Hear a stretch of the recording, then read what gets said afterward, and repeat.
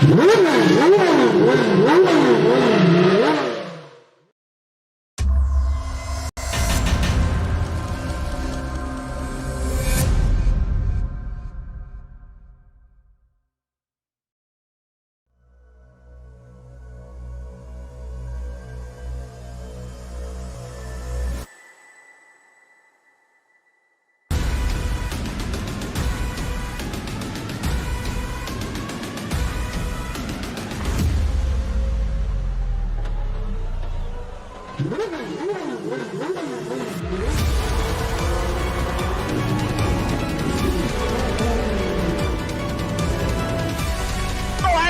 the two of them, the inside of Coates, Parker gets too heavily involved. And that's Whitehead and Coates.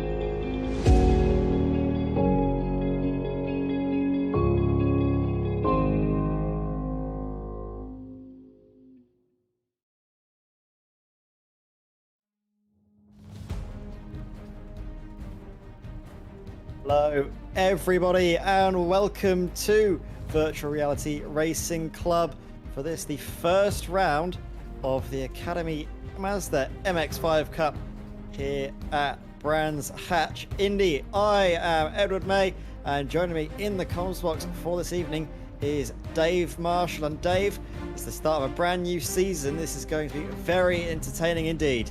It is indeed. You know, I've been part of VRRC quite a long time now, and you know, a lot of the drivers on the grid are familiar faces, and it's really nice to see them back on the grid, but also a lot of fresh faces as well. So really excited to see how the new guys mix it amongst the regulars. And yeah, I can't really picture who's going to come out on top of this one, so really looking forward to it.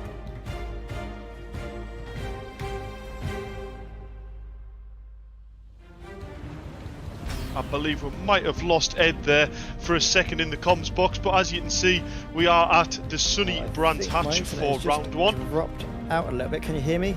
It has. It is back there, Ed. I was just telling them we're at Brands Hatch for round one.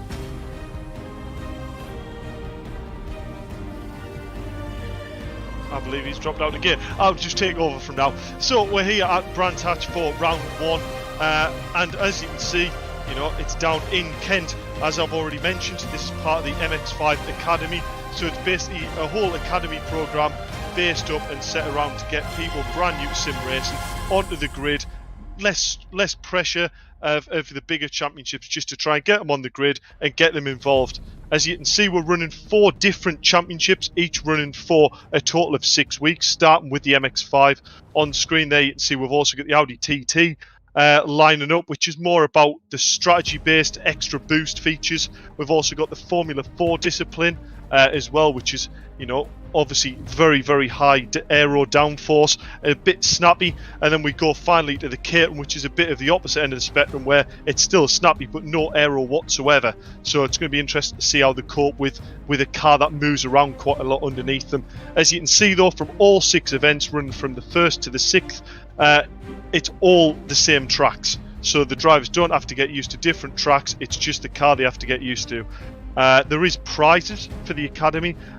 So first is 2 hours 1-to-1 coaching, second 1 hour coaching, third also 1 hour coaching, with nice winners caps as well. So all in the aim to just try and get as much driver improvement as possible. And there is also going to be an award which awards 1 championship point to the driver of the round. So we'll be looking out for who is a standout driver, who's got that consistency, and the likes of that, you know, really award them for their efforts, and that happens every single week. So I believe we're going to also go to a graphic that shows a hot lap of me trying to put a lap in the MX-5 round Brands Hatch.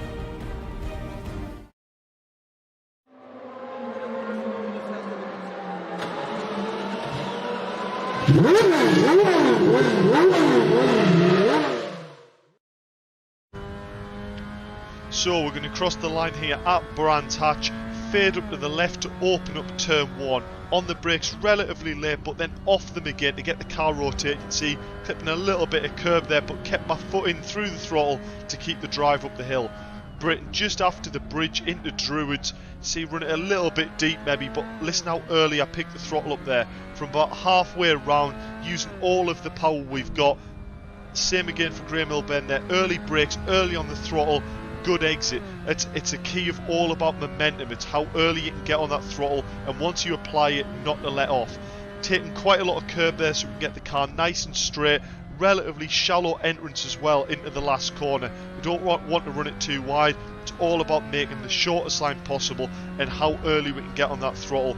Then it's hug the white line all the way to the finish and hoping that's good enough for pole.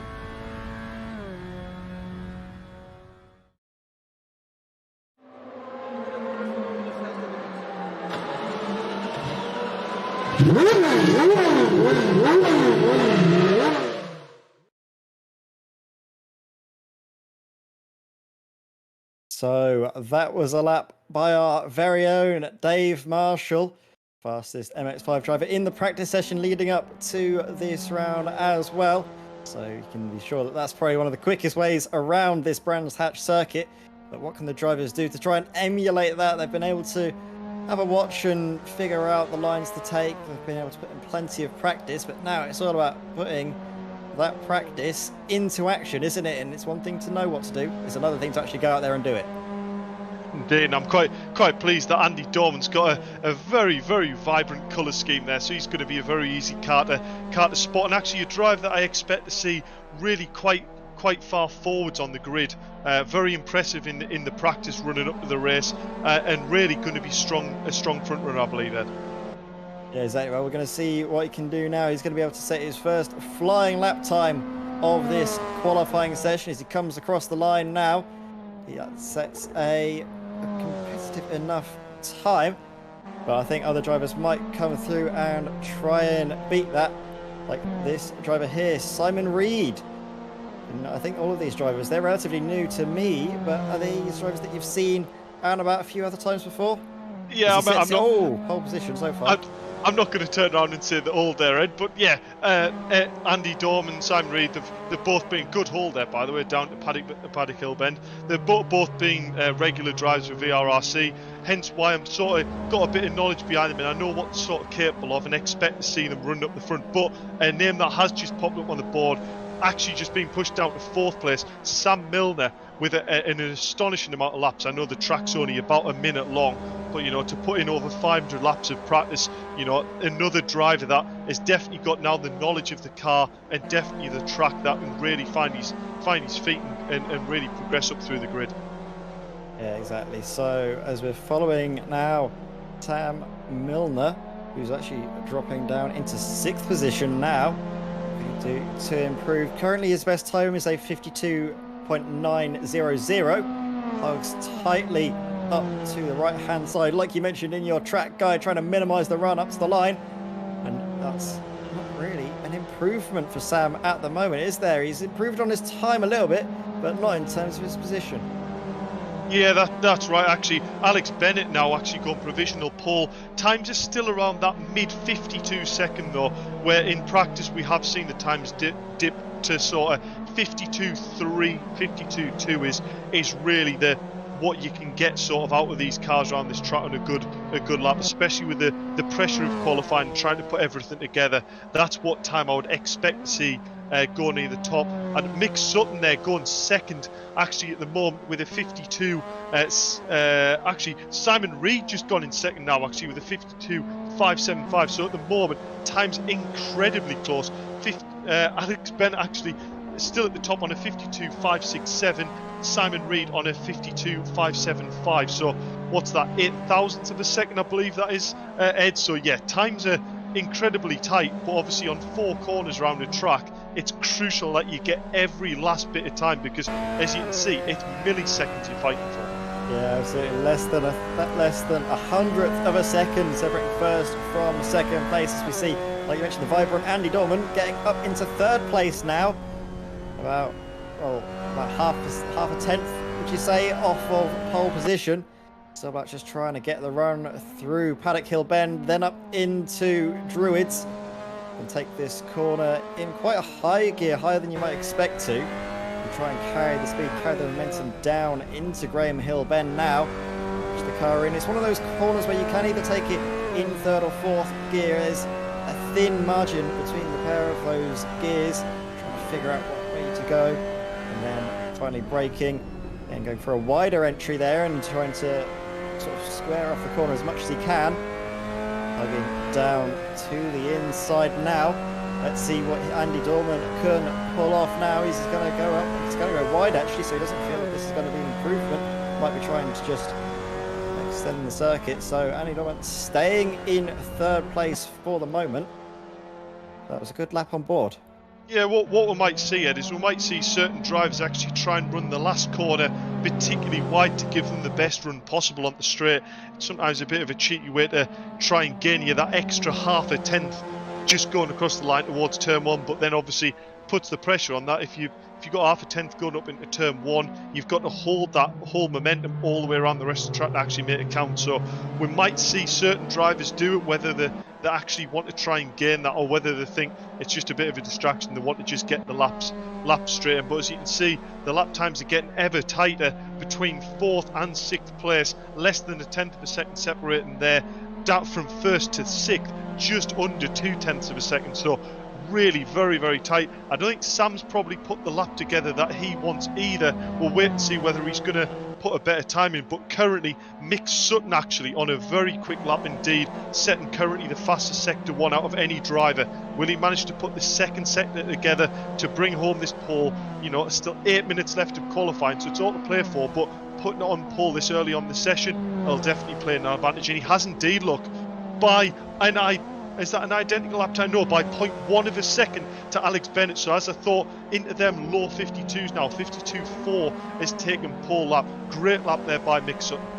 Yeah, a tenth of a second separating Alex Bennett and Mick Sutton, who's currently on pole position. And that is a surprisingly large amount of time difference really at Brands Hatch. It's a short lap time. So if you can get, say, a 10th difference, that really bodes well for your pace in the race. Meanwhile, we're following here Luke Weston. See what he can manage here as he's in 6th place. Again, trying to go wider line into the final corner. Crucial, like you said, to get the run into the sort of the first corner down this long back straight. Another thing as well that we could see drivers try and use their advantage is the slipstream. These cars aren't the most high-powered bits of kit, so any little bit of speed you can gain on a straight line can really help you out. You don't get any effect as well of aero wash, as we do see there Luke Weston running wide at Paddock Hill Bend. So this is not going to be an improvement for him. Instead, going to nurse the car around, not take too much out of his tyres, and instead go all out again at his next chance. Yeah, definitely. Just on screen, Luke West at the moment there, you saw just running a little bit too hot into turn one and just catching a little bit of the gravel there on exit. You know, you wouldn't think that cost that much, but you know, as you were saying, Ed, they're not massively powered, these. I think they're just pushing about 120 horsepower. So any sort of nick of the gravel or any loss of momentum, and especially when you're coming up towards Druids into hairpin turn two, that uphill stretch, any momentum loss there costs you a heck of a lot of time. So yeah, not the best start of the lap there by Luke Weston, and as we see, no real improvement there, but let's hope he can put it a bit together. Actually, a driver span there, I believe that was maybe Rich Hayden who'd span it the other way. I don't know which driver that is currently in the gravel. It was Rich who was facing the wrong way there. It's very easy to do, you know, coming into turn one. It's incredibly blind. It probably doesn't do it justice looking at the stream, but we might be able to jump on board with the car at some point, and you can see how steep that first corner really drops away and is incredibly blind. So you're aiming for this curve that you can't really see. Once you clip that curve, it pops the car up onto two wheels, but you need to keep your foot on to keep that momentum towards Druids. But it's playing that balance, and it's very easy to lose that traction and spin it and go backwards into that gravel. Yeah, exactly. That's something that drivers might try in qualifying, is to clip that curb, help them to turn around the corner and get the foot in. But maybe in the race they'll be a bit more cautious, avoid that curb on the inside, and instead opt just to carry the speed through with a slightly wider line through Paddock Hill Bend, keeping that momentum up in the run to Druids. Here we can see a car like really getting over the curb on the inside and losing control. Rich Hayden, again, that was him having a spin, and I think, is that the second time in successive laps that we've seen Rich Hayden have a mistake right on that corner. Yeah, and actually, perfect example of what I was actually talking about. Just turning a little bit too early, keeping his foot through the rotation, but taking too much curb, unsettling the car, getting the bounce. And as soon as you hit that compression, if you've got a slightest bit of drift on, a bit of opposite lock coming into that compression, the car really hooks up and wants to spit you left, which is exactly what we saw. Hit the compression, ended up spinning out left into the gravel. Let's hope we don't see that in the race. We are seeing a little bit of what we might see in the race as well. The cars tangling with one another into Graham Hill Bend. That was Alex Bennett, and I'm not sure who else that was. Could that have been potentially Simon Reed? No, I don't think it was. We can see Simon Reed going through Paddock Hill Bend there. I'm not sure what happened, but drivers definitely getting tangled up with one another. Hopefully that's just a one-off thing and we don't see more of that come the race. Yeah, definitely, but I will take the chance to actually say Simon Reed now has just taken pole lap by nearly half a tenth. So Simon Reed's really starting to find his rhythm here, just as qualifying start to end. Mick Sutton putting that time in halfway through qualifying. It's one of them things where, as a driver, you're always looking at the board. Some drivers don't, but the majority of drivers look at the board, see where they are in relation to the other people. And just Mick putting that time in halfway through that session just really puts the pressure on for the other drivers to then try and have to push even faster than that. And that pressure can sometimes mean it's harder to get into that rhythm and settle into it. But I think that's what we're starting to see now. Simon Reed's just starting to feel his way, maybe not look at the board as much, and he's just starting to find his time in the car. And provisional pole at the moment with 3 minutes to go. It'll be interesting to see whether anyone manages to crawl any time on him. Yeah, exactly. Although that can as well have an opposite effect, setting that time so early in the session. As we saw, Simon Reed's been able to find that extra little bit of pace, probably spurred on by the fact that Mick Sutton showed his hand midway through the session, made him take maybe a few more risks in this sort of qualifying session, allowed him to really find the limits of the car and get as much pace as he could, although there's still time for himself and other drivers to make up a little bit of time. We're following here Rich Hayden, who I don't think is going to be on for any flying laps. Well, we're going to come to Andy Dorman. Can he pull off from 5th position now on a flying lap? If he can get a good run out of this final corner, he could be on for something very good here. What do you reckon, though, as he comes down out of the final corner in the sort of purple and green, looking a bit like Barney the dinosaur?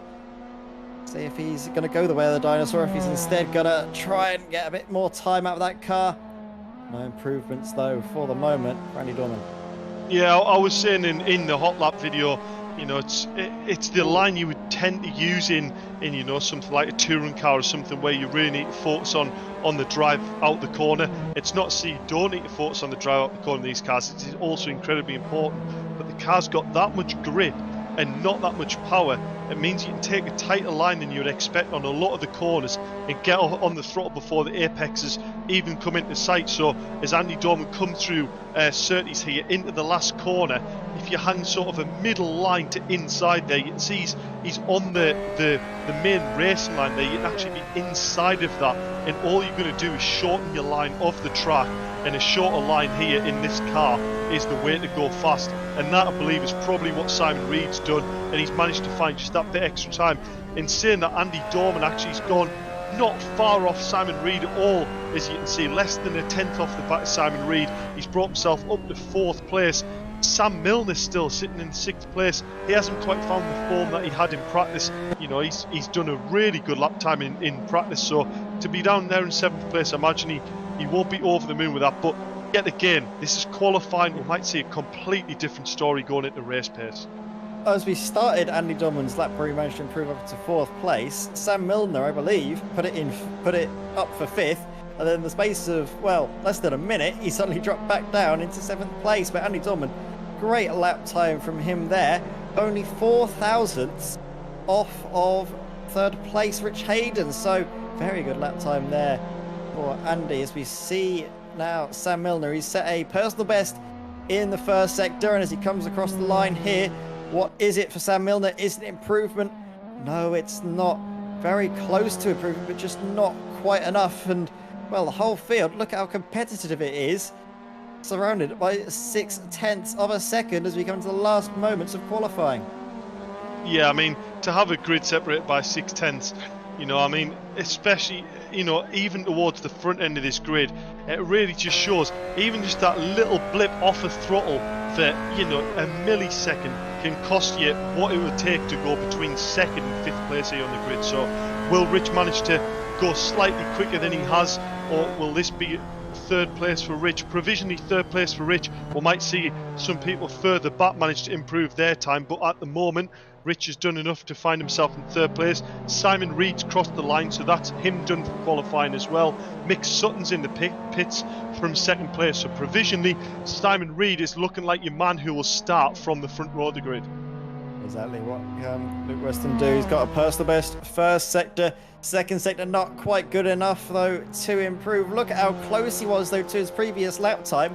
Just 2 thousandths off of his current best, and if he was able to find maybe half a tenth or so, that would have been him up onto the 2nd row. But Luke Weston, best he can manage is currently 5th place, and I think with all drivers across the line now, it's this man on pole position, Simon Reed. Great lap time there to get ahead, to get onto the front row. But with Mick Sutton as close as he is, it's going to be a tall order to try and keep him behind for the whole 20 minutes. And I believe he's joining us in the comms box. So Simon Reed, congratulations on pole position. You really had to work for it though. Oh yeah, I mean, yeah, there's what, a tenth between pole and 5th. It's yeah, it's very close, and yeah, Mick done a good time. He's been working hard for it, but it just come together for me, luckily for me. Yeah, but what does that sort of, I guess that 10th doesn't really fill you with too much confidence going into the race. You've been able to put it on pole, but with it being as close as it is, you're going to be looking in your rearview mirrors from, well, the start of the 20 minutes, maybe to the end. Absolutely, I think it's going to be quite a battle going on. It certainly will. But, well, it's a great way to kick off the season, isn't it? From pole position, do you reckon you can get a win? Well, I mean, let's hope so. That's my first pole since I've been with the VRRC. So if I can make that into the first win as well, then that'd be a great end to the day. Absolutely. And tell us, was it maybe that lap guide from Dave Marshall that was what got your pole position? It certainly helped. I certainly took some pointers from that. There you go. I'm sure you're happy to hear that, Dave. Yeah, too kind, that Simon. Congratulations putting the pole lap in there. You know, phenomenal effort, and as you say, with a grid as tight as what it was. I was just going to say to Ed quickly in qualifying. You know, Mick Sutton putting that time in relatively early on in quali. Does that play on your mind regarding putting then a lap to beat that, or does it not really sort of hinder your concentration that much? I mean, for me, I'm just trying to string as good a lap together as I can. But when I saw I was what three hundredths ahead of him, I thought, well, Mick could get it back. But yeah, he didn't What? work out for him. Last quick question before you go at the race here, Simon. Strategy regarding the start of the race. You know, it's Brands Hatch is often quite notorious with a few collisions here and there. But is it going to be a relatively defensive start of the race, or are you going to go on the full attack and really try and gap the field and sort of make headway into making as much of a gap as possible, right? Well, this is not a situation I've been in before, so I'm just going to drive and try and stay on the track. Well, good luck, Simon, and great job putting it on pole. And looking forward to seeing what you can do in race one. Thank you very much. So everybody, that was Simon Reed joining us in the comms box. Got a little while to wait, I think, until the race gets underway. A couple of minutes. So Simon Reed, starting from pole position, he's in the hot seat, but like you said, with drivers ever so close behind, it's going to be a tall order, and contact is going to be the main thing for drivers to avoid, I think, in the opening 5 laps, get into the rhythm, and then maybe they can start worrying about where they're going to finish the race. Yeah, let's face it, I think contact's going to be probably inevitable. It will happen. You've got to remember as well that this is an academy series. It's designed for sim racers who haven't necessarily got the experience of racing on a simulator for very long, or maybe it's just the fact that they're not quite up to speed yet, and that they really want the opportunity to race where they want to be at the front of the grid instead of people who literally spend their lives practicing to get at the front. So, as Simon Reed said there, it's the first time he's put it on pole. It's a completely new learning curve for him. He's never been there before. What it's like to lead a race with the drivers in his mirror or on lap time. These are all new things that he's going to have to learn. And if this is the way he's going to start his season, I don't imagine this will be the last time we see him at the front. Probably not. It's going to be very intriguing, though, isn't it, when we see Simon Reed get off the line, what he can do, because these are standing starts with a minute to go. Well, is there anything you can go, though? See the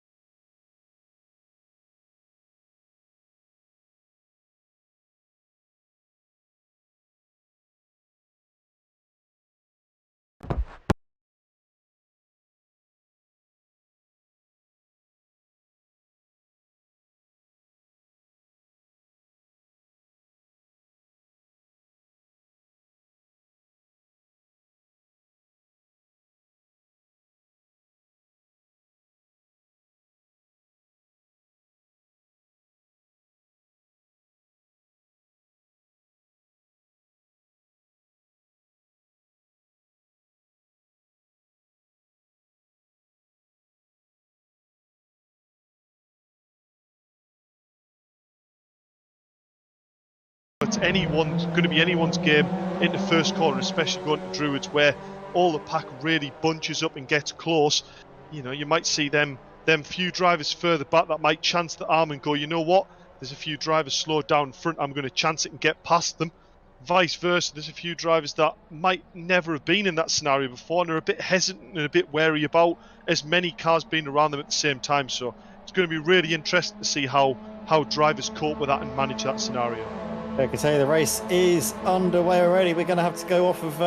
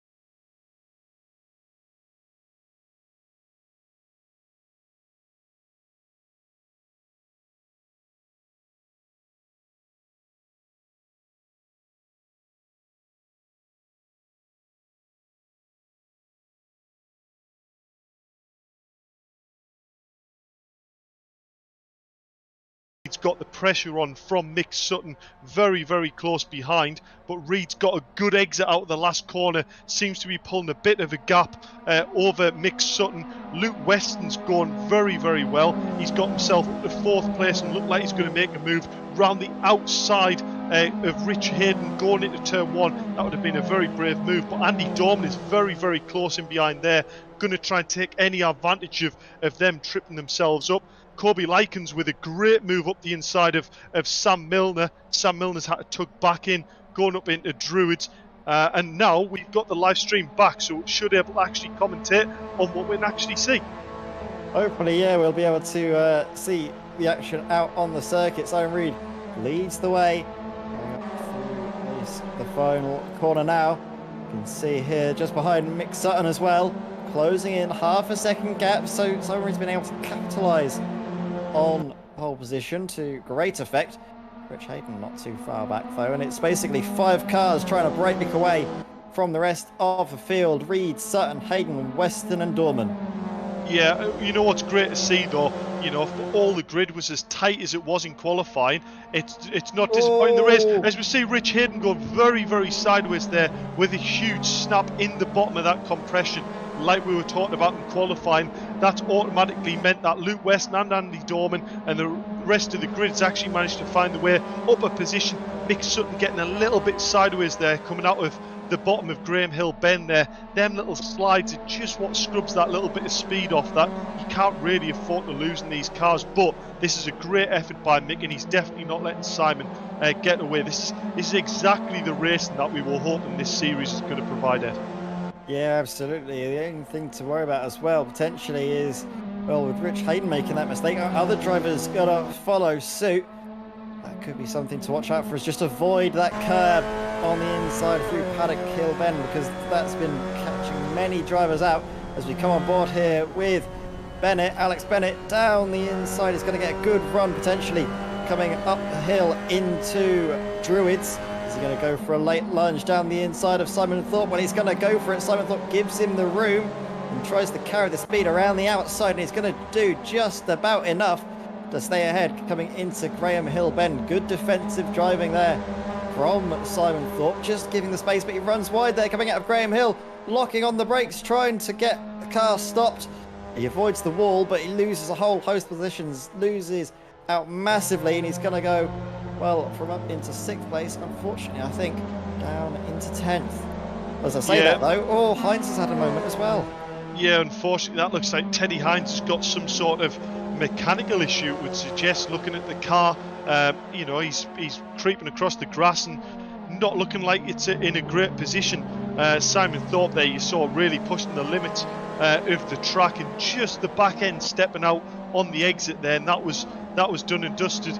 As I can see from the live display, it looks like Teddy Hines has unfortunately had to get back to pits and retire the car, so we'll try and find out what the issue's been there. But currently Simon Reed still out front, Andy Dorman trailing in 4th place, but not letting this pack get away. This leading 4 are just starting to gap the remaining drivers, but I tell you what, the pressure's still on for all these 4 drivers. All it's going to take is a little run wide, and there's half a second gone. Yeah, exactly. It's just one small mistake as drivers keep setting fast lap after fastest lap. They get the tyres into the perfect window now, and that could be something that drivers need to think about, is nursing the tyres over the 20 minutes. You can start to feel a little bit of a drop in performance later on in the race. The drivers that have been able to nurture the tyres a little bit, look after the car, might find themselves coming very good towards the end of the race. But as it stands, Simon Reed still leads the field ahead of Mick Sutton here in 2nd place. What can Mick do though to make sure that gap doesn't become too big, because it is increasing every single lap, up to 0.8 of a second between 1st and 2nd. Andy Dorman as well is around about a second back from Luke Weston, so we are starting to see some gaps begin to emerge. Drivers getting into the rhythm, but they're not quite unassailable leads, are they? They're definitely ones that could foreseeably be caught up by the end of the race. Yeah, definitely. I mean, Mick Sutton and Luke Weston, second and third place, setting nearly identical lap times on the last lap. So neither driver is either pulling away or dropping off. Andy Dorman has actually got the fastest lap of the race currently with a 52.4. So Andy Dorman, when he gets it hooked up, is actually the guy who could really make headway here. But currently just maybe lacking that little bit of consistency that's going to allow him to catch up. Lapping probably about a tenth off what the guys in front are currently doing. Luke Weston's currently gone the fastest first sector out of anyone this session. So Luke Weston's actually going to be a one to watch for this lap. Mick Sutton also making headway into Simon Reed's lead there a little bit, really closing the gap this lap to within. It's going to come down to, what's this, 2/10 now. So this could be a move starting to line itself up, maybe Druids or looking out the Surtees into the last bend. Yeah, he closed down Mick Sutton a couple of tenths on that last lap, and he's closing it down even more now. You can see coming into Druids. He's right there with our race leader, Simon Reed. Going down the hill into Graham Hill Bend, such a crucial area. This is where the drivers really can make or break their lap time, and Mick Sutton, he gets a nice run, doesn't he, up behind. He's going to look slightly down the inside. That would be a very optimistic manoeuvre if he's going to try and pull that off. Final corner there, thinks better of it though. Instead tries to go for a wider line into the corner to get the better drive out of it. He's going to be right up behind the slipstream. Could he go for a move into Paddock Hill Bend? We'll follow on board with him here, closing in with the slipstream. He could go to the outside. Simon Reed though, he's going to offer the inside actually. It's a tight squeeze, but he's going to make it fit into the lead of the race. Goes Mick Sutton. Yeah, that was a great move. That is absolute textbook. I'm surprised Simon didn't try and defend that a little bit harder. The move was sort of quite obvious there, what Mick was planning on doing, and Simon just left him enough room up the inside.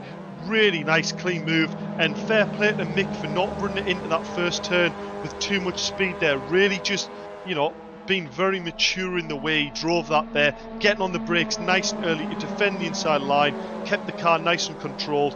First place, job done to Mick Sutton. Simon Reed's still there though, he's hanging on him, but great drive there by Mick. Actually, saying that, he's just run a little bit wide in the gravel. That's going to allow Simon Reed back to the inside, but it's Luke Weston we're going to have to watch here. Luke Weston's going to have quite a lot more speed here. Will he manage to pull off the same move that Mick Sutton did the lap previous? He's putting up the inside alongside Mick Sutton. Mick Sutton's going to have to hold it round the outside. Luke Weston's up the inside into the compression, but Mick Sutton's managed to get the overlap and he's going to defend the inside line. Wow, that's some action there. That's brilliant stuff on display. Hey, you'd be forgiven maybe from the quality of race we've seen at the top of the field.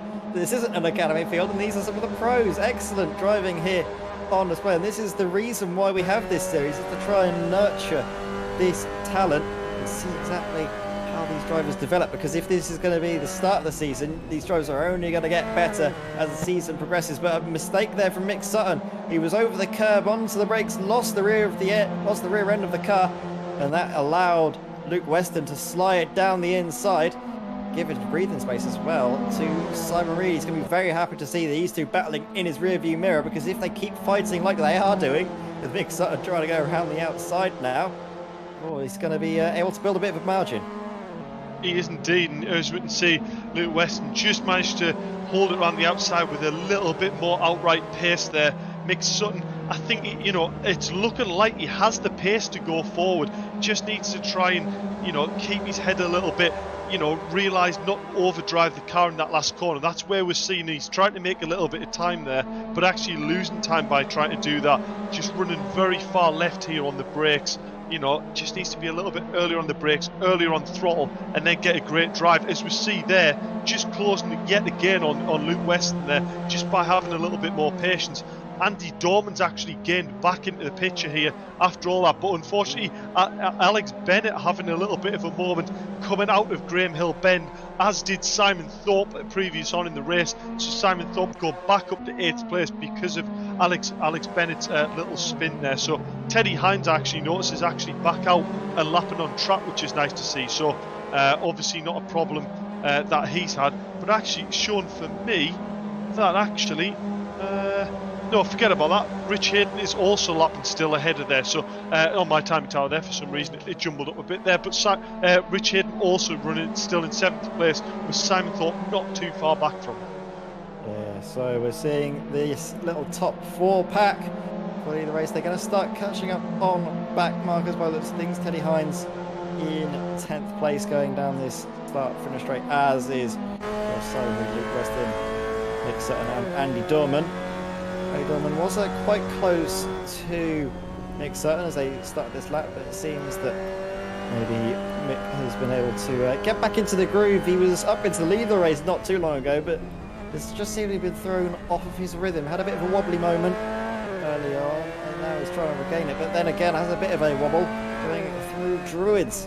Cars can get very unhappy over the curbing on this circuit. In fact, most circuits, I think this MX-5 doesn't quite like to handle the curves, so it's something for drivers to always be aware of. Of course, you can gain a little bit of speed by taking the curves nicely. Like you said, you can take a good amount of speed going into Paddock Hill Bend if you use the curve to hook you around. Very speed up, but they're staying as they are. Being a little bit cagey here. Luke Weston, though, with the fast lap of anybody in the first sector. Mick Sutton, though, with the fast lap of anybody in the second sector. That time's still very good. And, well, we've got the final 7.5 minutes to go. This first race is flying by. Flying high in the lead of the race. Simon Reed still, but with big pressure now from Luke Weston. Yeah, definitely. I was actually just keeping an eye on the live timings there. Both Luke Weston and Mick Sutton previous lap, both setting the fastest laps they've done of the race. So maybe we're seeing a little bit that fuel just starting to come off the car a bit and starting to play a bit where the car's moving around a bit more the way they want it to. Simon Reed under quite a lot of pressure here now by Luke Weston. But Mick Sutton actually, previous lap, setting the fastest lap of the race. So actually Mick Sutton's the guy in the move, but Luke Weston's the guy putting the pressure on Simon Reed here at the moment. Simon Reed, this is where he needs to decide how early to defend this position. He goes too early defensive, he loses a lot of time. He goes too late and he'll leave the door open. So this is going to be really interesting to see how Simon deals with this. You can see defending that into Druids nice and early there, forcing Luke Weston to go back left and open up the corner. This is impressive driving here by Simon, but actually saying that, Luke Weston's done a great drive from qualifying to drive his way up through the grid to find himself in second place. Yeah, Luke Weston, very good drive. What a story it would be if he can come through and grab the race victory. He wasn't quite able to set the times he was hoping for, and that I think maybe we were expecting from him in qualifying, but look at how close he is now. Coming out of the final corner, he's going to be right there, isn't he? Going into Paddock Hill Bend now, as we have the final 6 minutes still to go. Simon Reed still leading the field.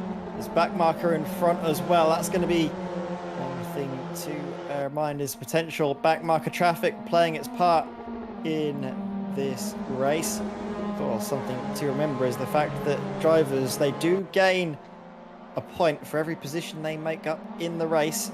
Simon Reed won't be making up any points this race, but with the partially reversed grid, the top 10 reversed grid, Simon Reed will be able to start from the back and maybe make up a few positions and also make some plenty of points. So it doesn't mean that you lose out for qualifying on pole position, it just means you get those positions gained later on. Simon Reed going to be getting a little bit of toe off of the car in front. That could help him keep Luke Weston at bay, although as soon as they catch up to the back marker traffic, might not be working in Simon Reed's favour for much longer. Yeah, definitely. We've just got Teddy Hines after seeing his mechanical failure early on in the race. You can see now he's back out on track, but actually starting to get ahead of this leading pack, and hopefully that won't have any play. Simon Reed with a huge moment out of Druids, getting on the throttle nice and hard there, but giving him a lot of oversteer. Mick Sutton's going to show his nose going down to Graham Hill. And look at Andy Dorman. Andy Dorman with a huge overspeed there on Mick Sutton, but not really anywhere to use that speed differential, and having to just use the back of Mick Sutton's car to actually help him progress forward. Luke Weston's found himself up into first place. Oh, wow, what a turn of events in 2 corners. One small lapse of judgment there from Simon Reed has had a massive effect on the complexion of this race. Luke Weston now leads this lap. And is he going to be able to lead till the end? Simon Reed's turn is now to chase and try and make a position up as we come up to back marker traffic, getting out of the way very nicely there. Teddy Hines, great respectful driving there to give the leaders all of the circuit space and not infringe on this battle up the top. With 3.5 minutes to go there, we're coming to the business end. Drivers are going to start to, if they haven't already that is, take the gloves off and really go for broke. Luke Weston with a bit of a margin, 7.5 tenths to Simon Reed.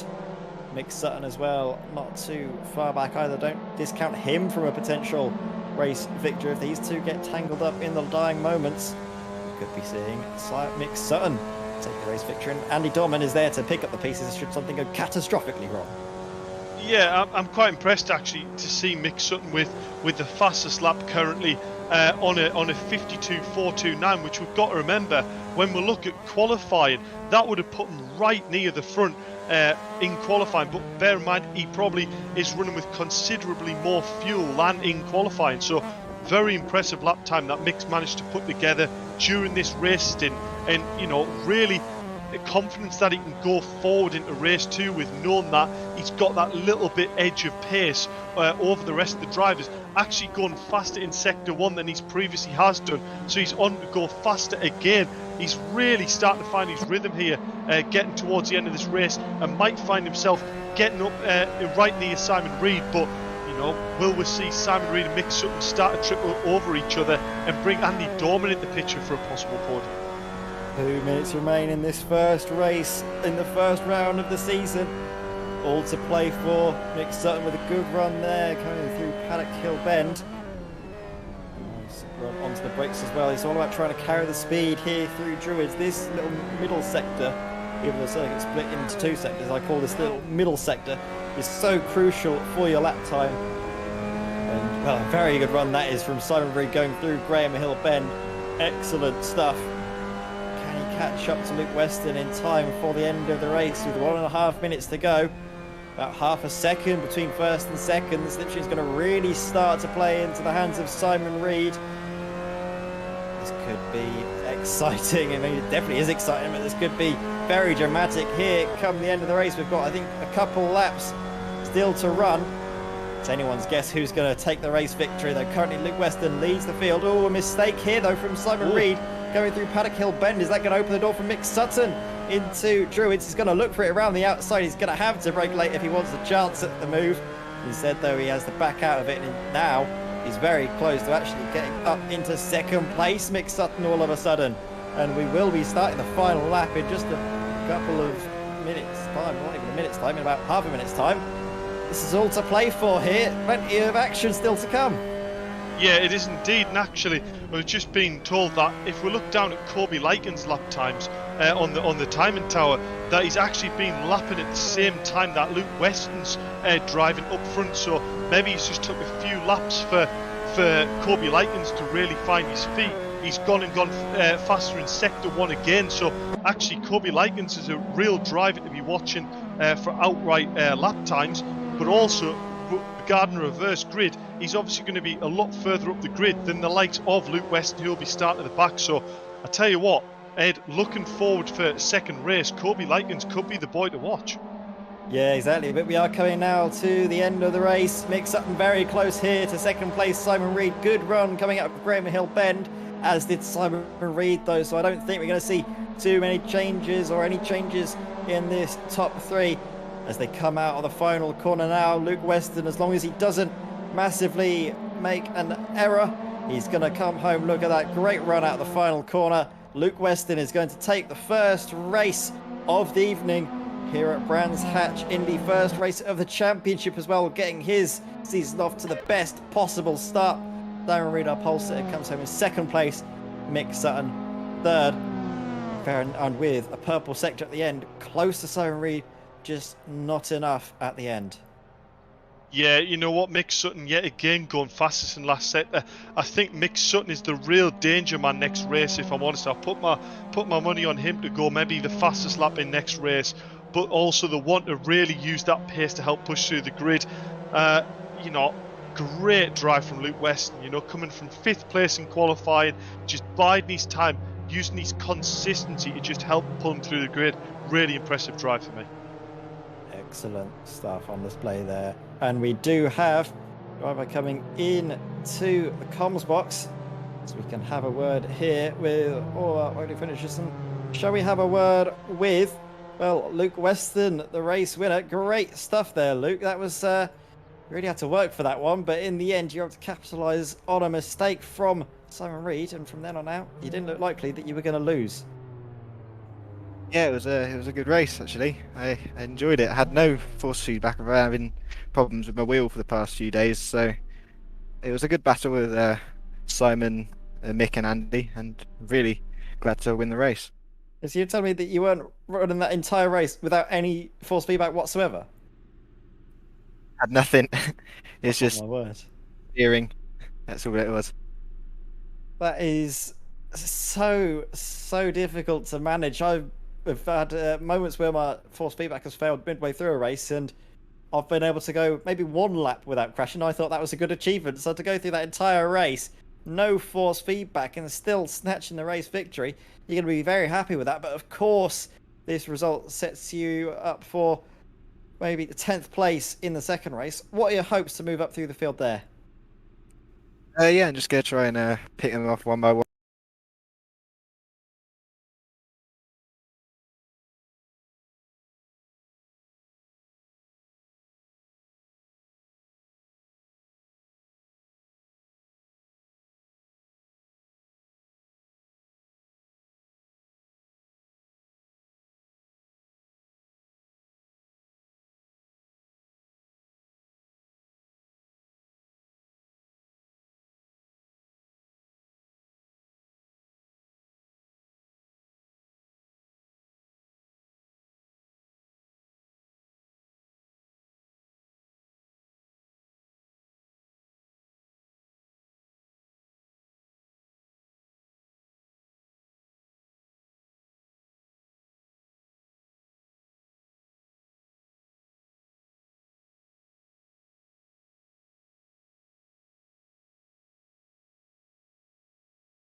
That was a little bit mean of him, but I mean, you can't discredit him too much. That was a brilliant drive from himself and yourself as well. Absolutely. Yeah, it was. It was a great race, and second place is still a good result. I'm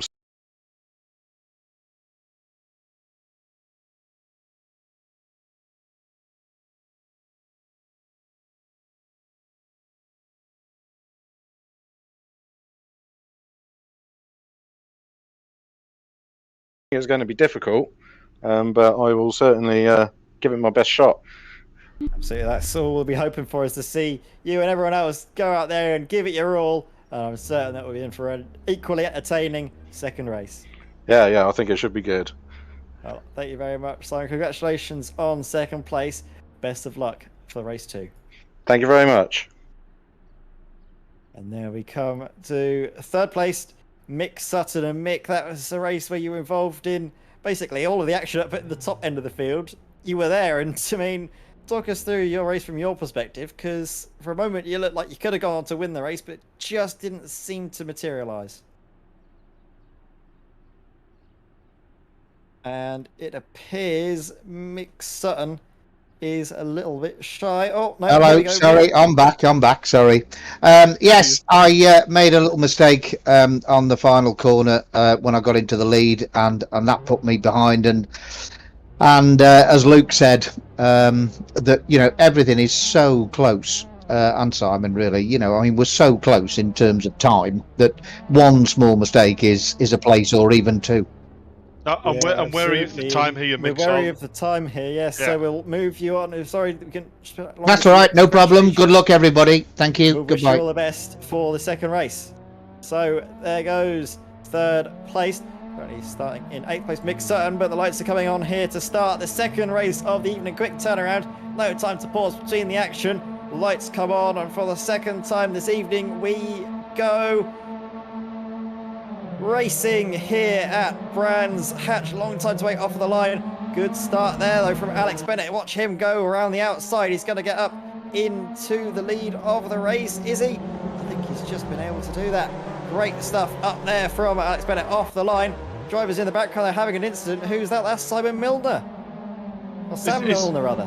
Yeah, I believe that was Sam Milner just going a little bit sideways off into the gravel trap. Other than that, though, it has actually been a relatively clean start. I think that might have possibly been Mick Sutton who was involved in that. That hence why Mick Sutton's dropped back just a little bit. And see Luke Weston there doing incredibly well to save that little sideways moment, saying that he didn't have force feedback. Incredible achievement. Rich Hayden here battling with Teddy Hines for second place at the moment. Teddy's also had a very good clean start, but you can see just maybe a little bit sacrificing his exit there. Rich is right on his bumper and possibly might set up a move going down towards turn one. But tell you what, Ed, where the world's Alex Bennett checked out to? He's gone.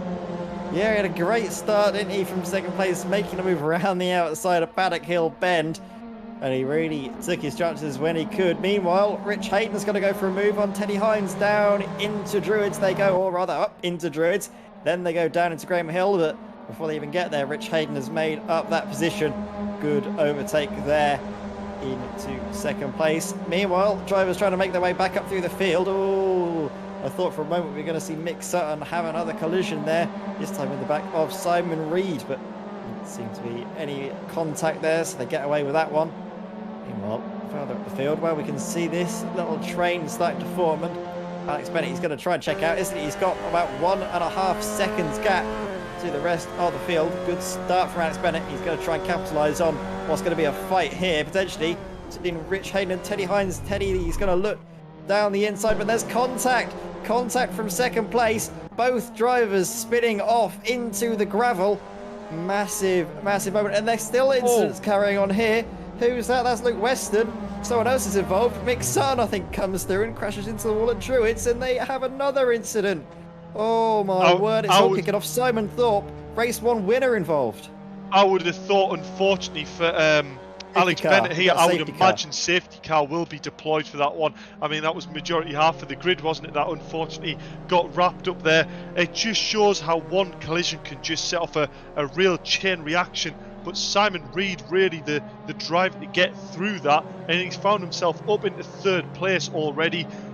Hopefully the drivers that were involved in that collision won't sustain too much damage. You know, these cars, they don't have any aero, there's no front splitter, no rear wing, so realistically any sort of collisions to the wall doesn't that much hinder the car's performance. It's only if they end up, you know, having the steering rack slightly bent or the alignment of the car being thrown out. You can see the safety car is just going to pick it up here at turn 1.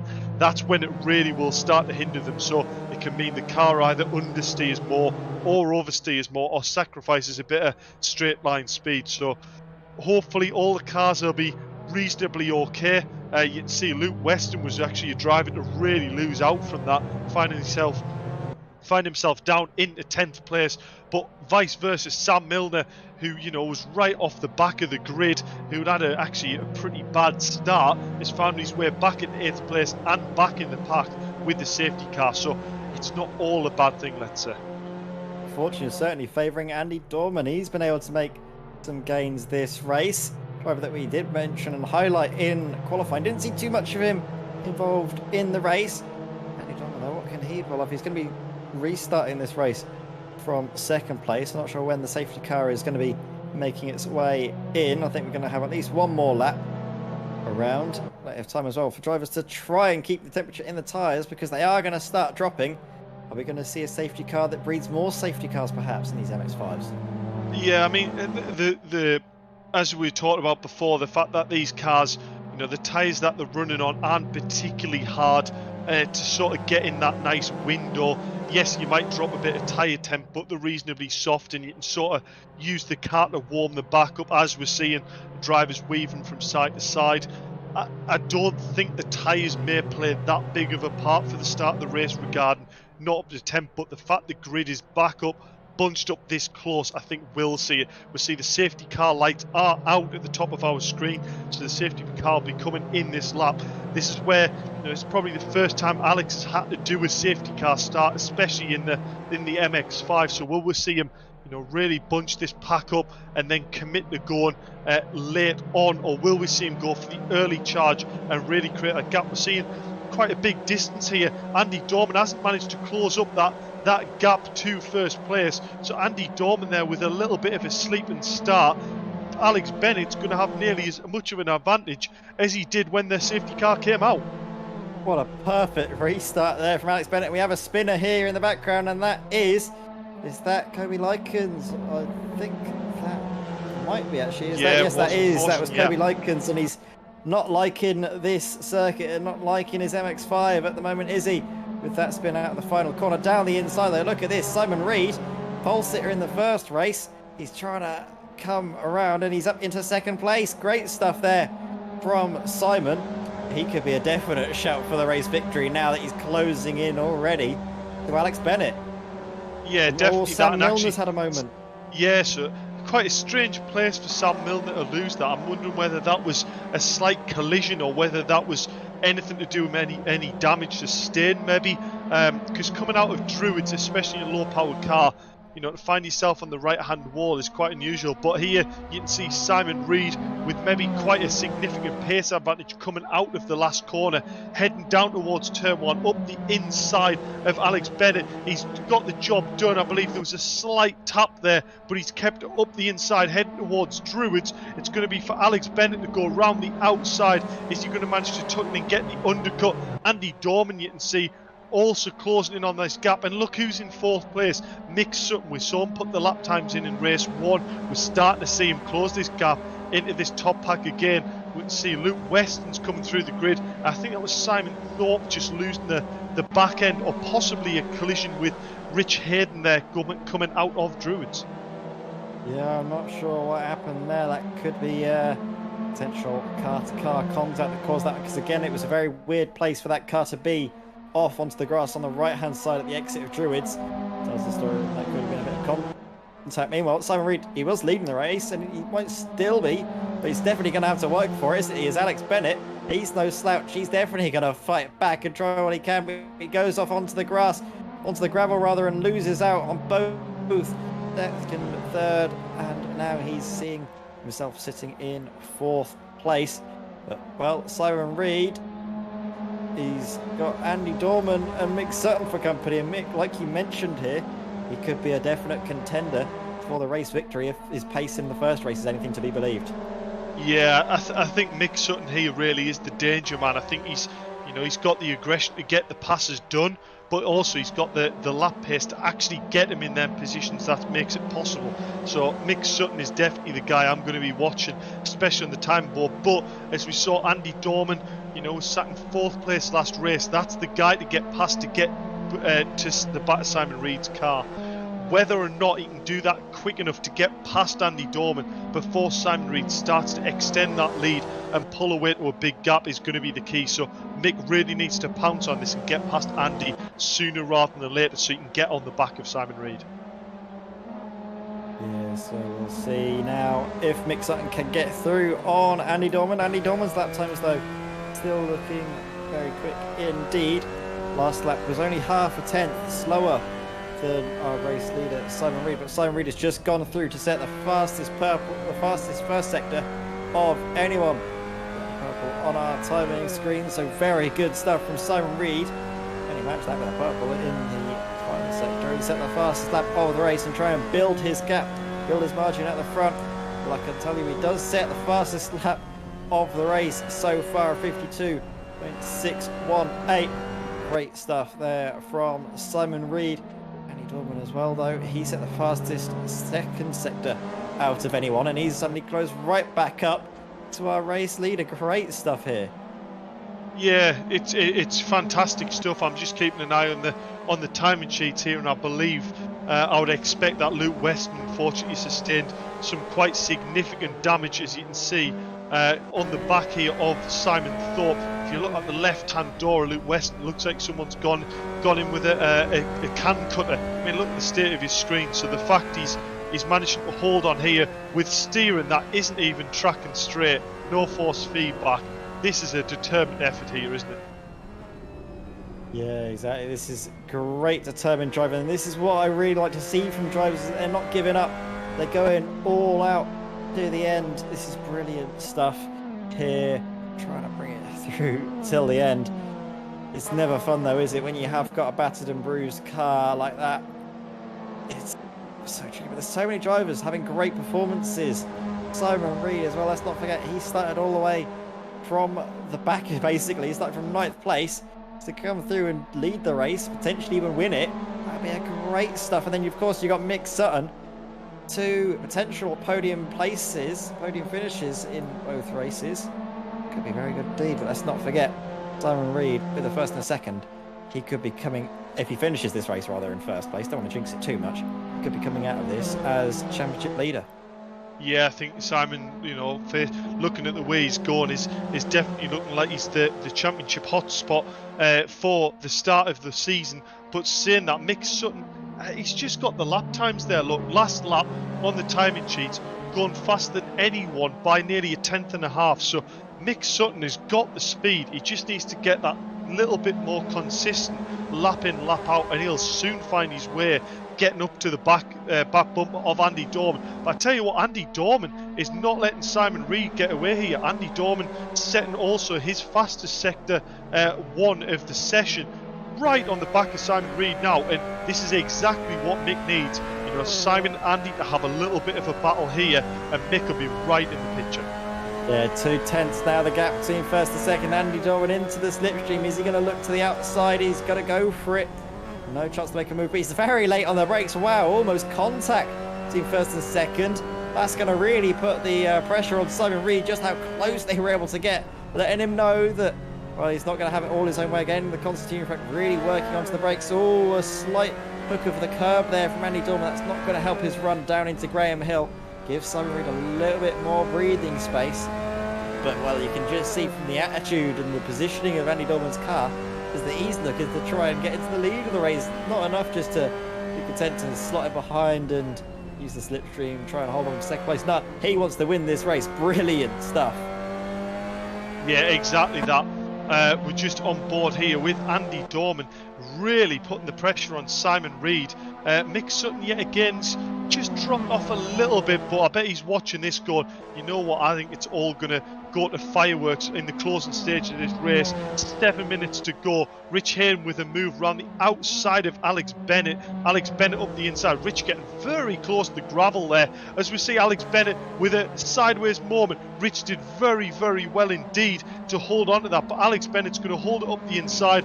Rich has given just enough room there. It's all going to be about the drive. There was a slight touch there. Rich is closing the door on Bennett to get back across. Alex is going to show his nose. He's backed out of that. That was using good judgment there. I tell you what, I thought I was going to all end up in tears there, Ed.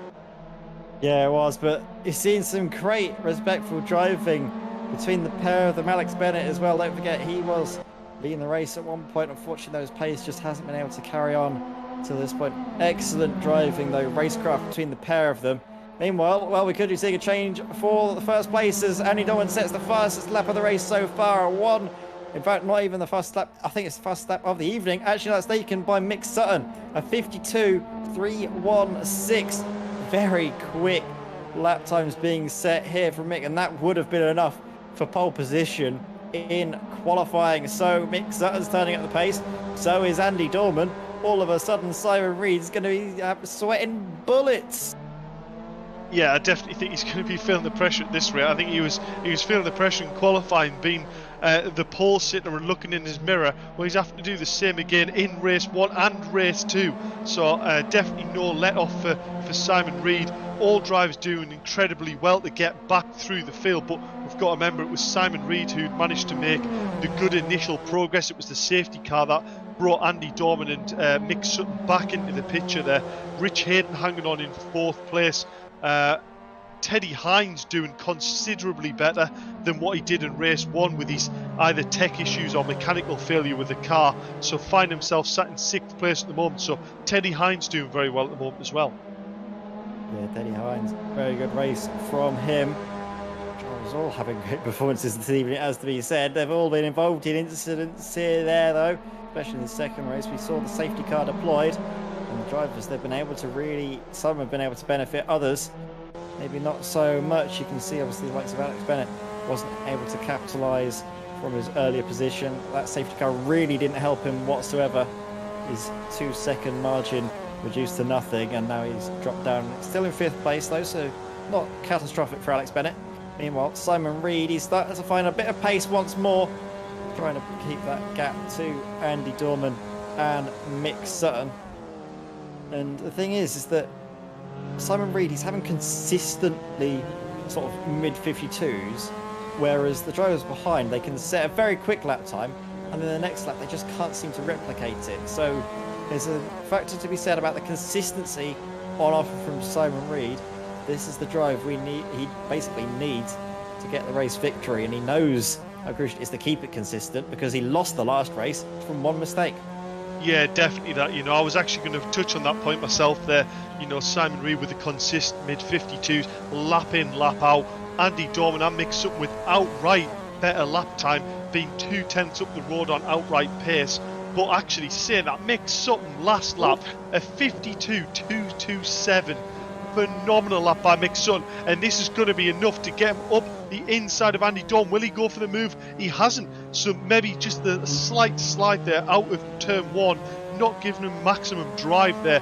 But Mick Sutton with blistering lap time. I wonder whether that's just the slight bit of slipstream that's just helping him get that extra few milliseconds, if you like. As we see Alex Bennett off in the gravel, that's a nightmare to happen this late on in the race with 3 minutes to go, dropping himself down to 7th place, promoting Teddy Hines. We saw him, as I said, with the nearly a retirement in the last race, has found himself up into 5th place, so good points hold back for Teddy Hines. Sam Milner also with a disappointing race 1, but found himself to be sitting mid-pack here in race 2.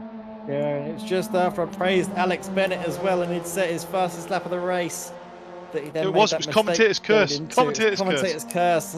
This is not going well for my first time here in the Virtual Racing Club. This is maybe I need to quickly hide away from Alex Bennett if he tries to find me after the race. But no, it's been great driving from him. It's just not been his day, unfortunately. That mistake really costing him. Meanwhile, though, at the front of the field, 2.5 minutes to go.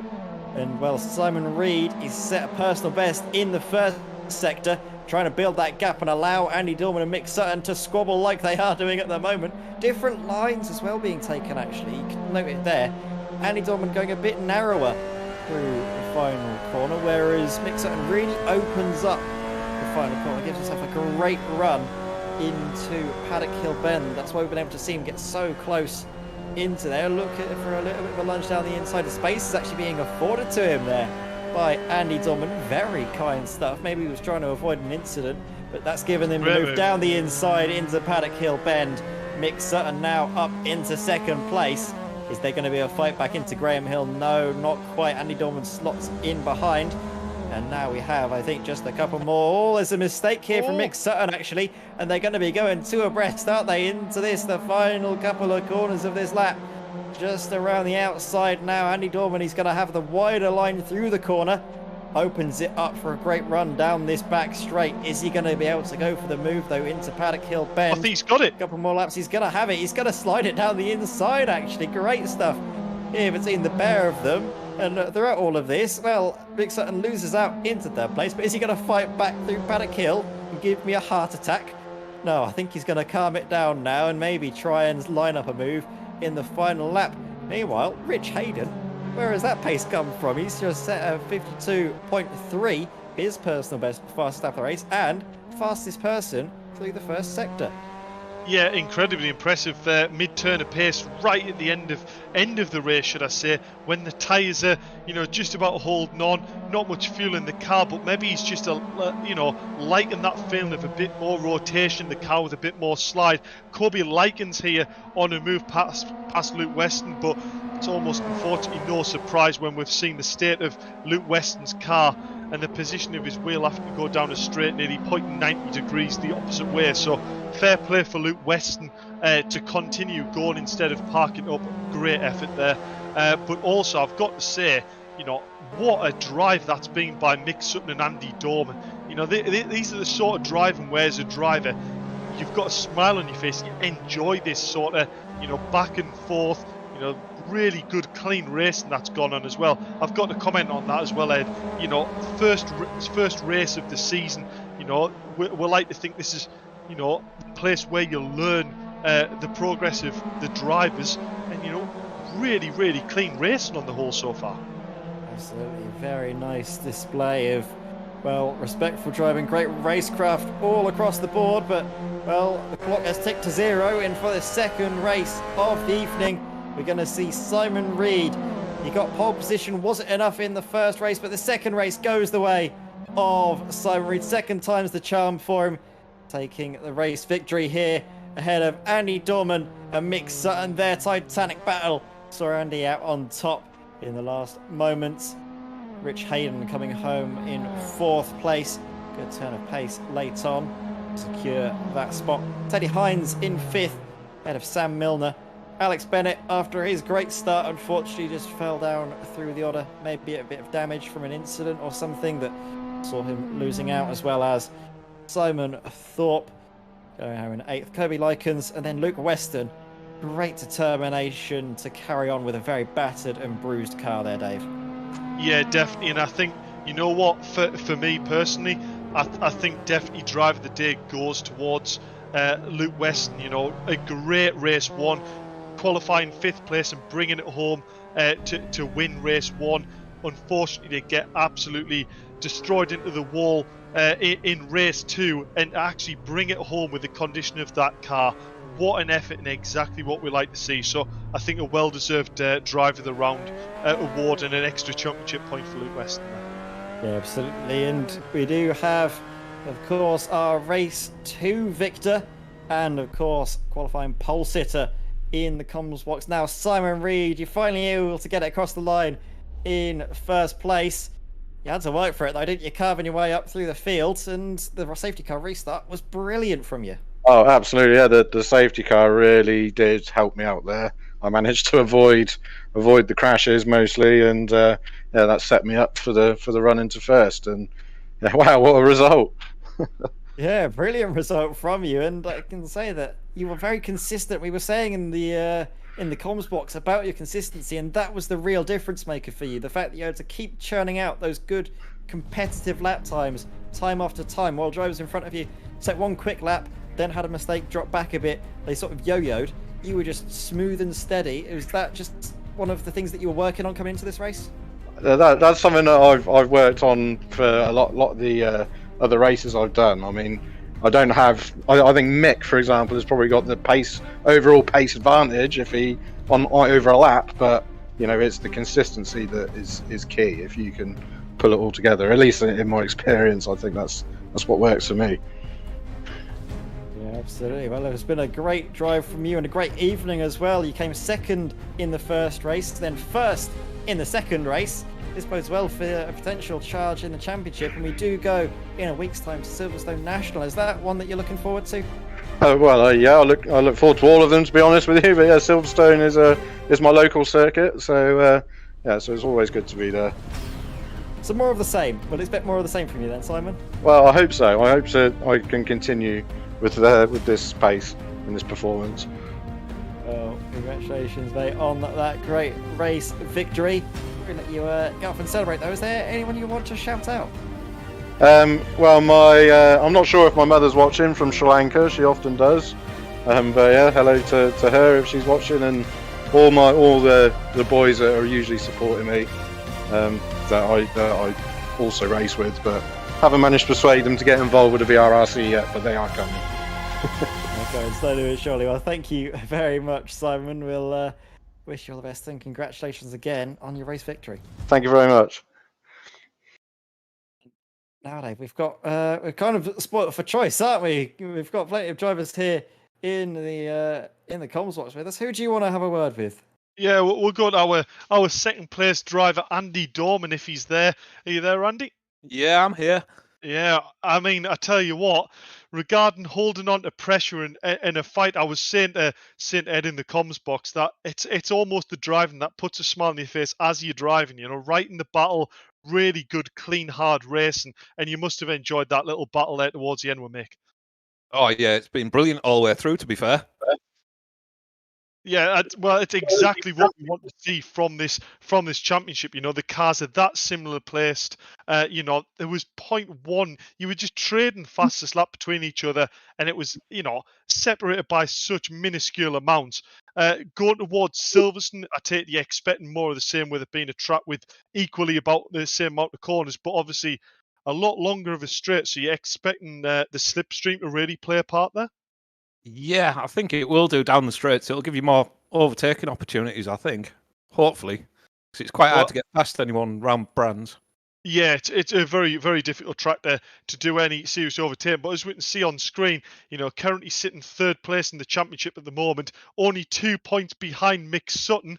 So we'll go to Mick Sutton now. Huge congratulations, Andy Dorman, on third place in the championship, and great second place finish there in race 2. Yep, thanks a lot. So we'll move to you, Mick. Not quite enough to get the second place there at the end, but you were giving it a good go. Yeah, Andy drove a really good race there. I was quicker than him round Graham Hill and stuff, and I was catching him every time. But then I just didn't. I mean, like you said before, the cars are so close pace-wise that I think I got fastest lap there. I don't know if there's a point for that, but anyway. It's great. I couldn't stop grinning. I mean, to go that fast during the race with worn tyres with the fuel, fair play, Mick. That was a phenomenal lap. And if that's any of the pace that we will see from you going on in the championship, I mean, definitely looking like a championship contender here, sitting second place. You're going to give Simon Reed a good run for his money. Well, I hope so. That's the plan, obviously. I mean, I think Silverstone will be different because I think in these it'll be pretty much flat out the whole way round, and the slipstream here at Silverstone I think is going to play a big part. I mean, even if you're the quickest, you may not end up being first, because that slipstream, if you're behind somebody in that last lap of the race and you've got a good slipstream, you're going to get them. And I'm not sure.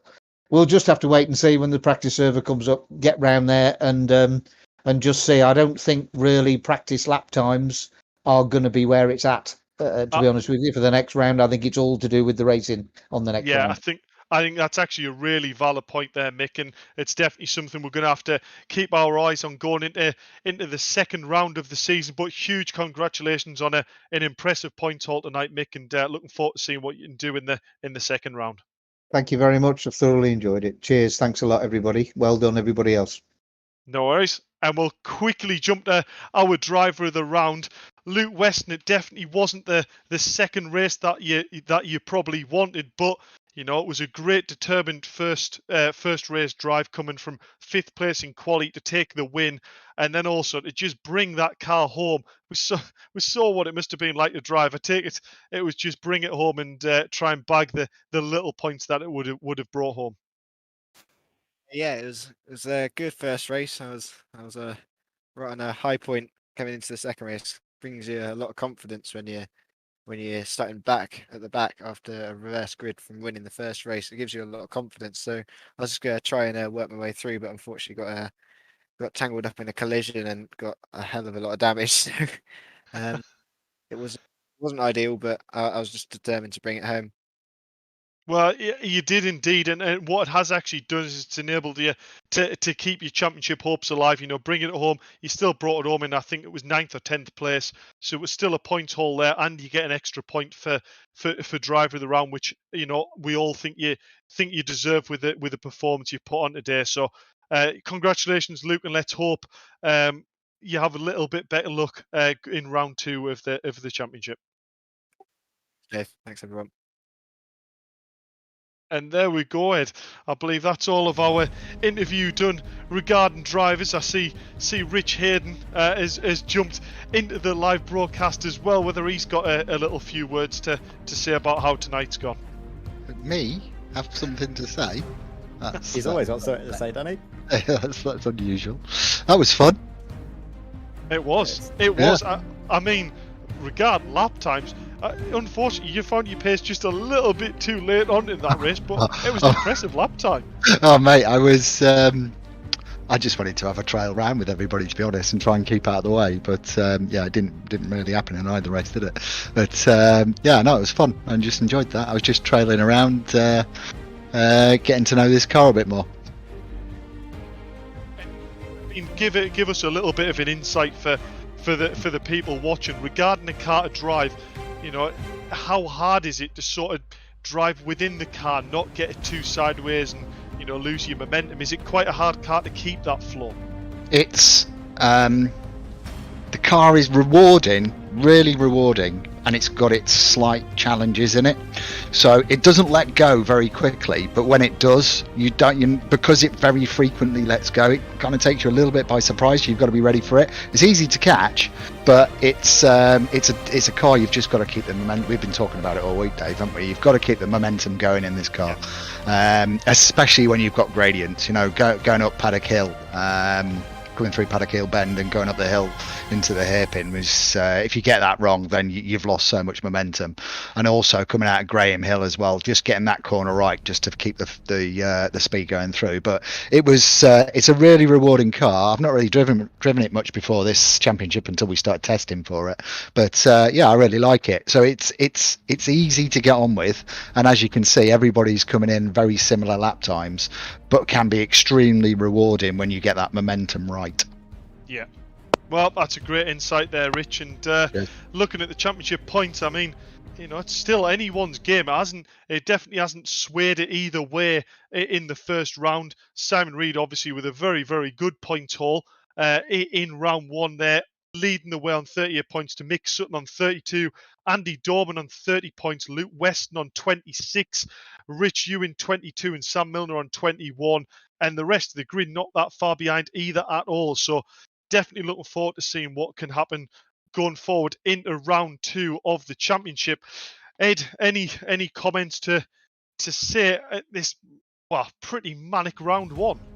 No, nothing really extra other than it's been a brilliant first round, hasn't it? We've had action, incidents, and great, respectful racecraft at the top of the field as well. Both races having their own stories to tell. If you've missed the first one, I highly recommend you go back to watch it. It's been a real race to remember, but we do go, of course, to the next race at Silverstone National in a week's time. Expect to see both myself and Dave Marshall getting involved. And another thing to mention is, if you do want to get involved, you can sign up for this series. It's still open for entrance. That's hopefully we'll be able to see you all out on circuit if you aren't already. And there's nothing really extra for me to add here, Dave. Yeah, exactly that. I mean, as you said there, sign-ups are still open, there's still space on the grid. You want to get involved in this. It is incredibly close racing. It doesn't matter whether you're new to sim racing or have a bit of experience, you just feel like you want to enter something that's a little, less high end with huge entry fees and things like that. Just get involved, give it a go, see what you like in the lap times, join our VRRC Discord or go on our Facebook page, Virtual Reality Racing Club. Get involved, drop either me or Rich Hayden a message, and we'll sure to get you on the grid as soon as possible. Yes, absolutely. Of course, as well, we do have the League of Champions coming up as well, I believe. I think that is GT4s and Mini, I believe, at the 15th. So in a week's time on Tuesday, I believe that's going ahead as well, Dave. Yeah, so we've got the Touring Car Championship of League of Champions starting on the 15th, so a week tomorrow. Sign-ups are still open for that. I mean, the prizes for that are obscene, really. You've got chassis for first, second, third. First, second, and you've got a seat for third. Still prizes all the way down to 8. So, get yourself entered in that if you want the chance of winning some absolutely epic prizes. And the racing there is equally as good. So, go to Discord, find out what's going on, and get involved in Virtual Reality Racing Club.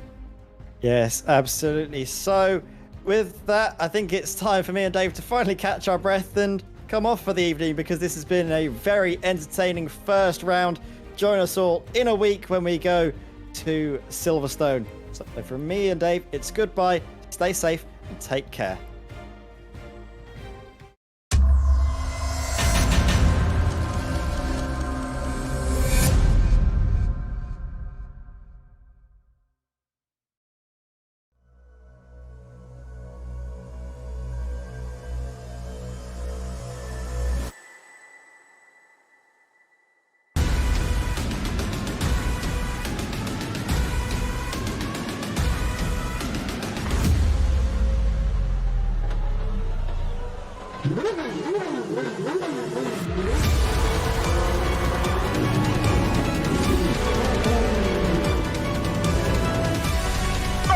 between the two of them. The inside of Coates. Parker gets too heavily involved. And that's Whitehead and Coates.